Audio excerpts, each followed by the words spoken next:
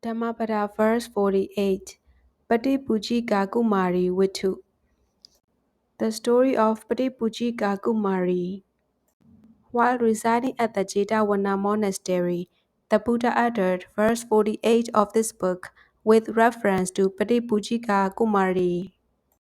Patipujika Kumari was a lady from Sawati.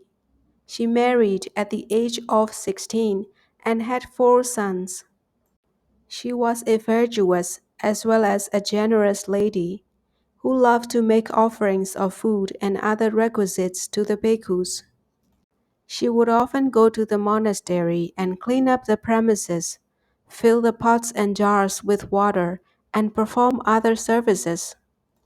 Patipujika also possessed Jatisara knowledge, through which she remembered that in her previous existence she was one of the numerous wives of Malabari in the Deva world of Tavatimsa.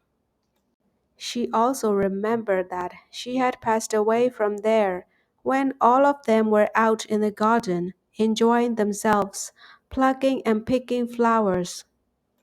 So every time she made offerings to the bhikkhus or performed any other meritorious act, she would pray that she might be reborn in the Tavatimsa realm as a wife of Malabari, her previous husband. One day, Patipujika fell ill and passed away that same evening. As she had so ardently wished, she was reborn in Tavatimsa Deva world as a wife of Malabari. As 100 years in the human world is equivalent to just one day in Tavatimsa world, Malabari and his other wives were still in the garden, enjoying themselves, and Patipujika was barely missed by them. So when she rejoined them, Malabari asked her where she had been the whole morning. She then told him about her passing away from Tawadinsa, her rebirth in the human world, her marriage to a man, and also about how she had given birth to 4 sons, her passing away from there, and finally her return to Tawadinsa. When the bhikkhus learned about the death of Patipujika, they were stricken with grief.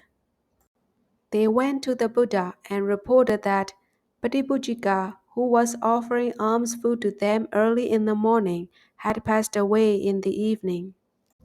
To them, the Buddha replied that the life of beings was very brief, and that before they could hardly be satiated in their sensual pleasures, they were overpowered by death. Then the Buddha spoke in verse as follows. Verse 48.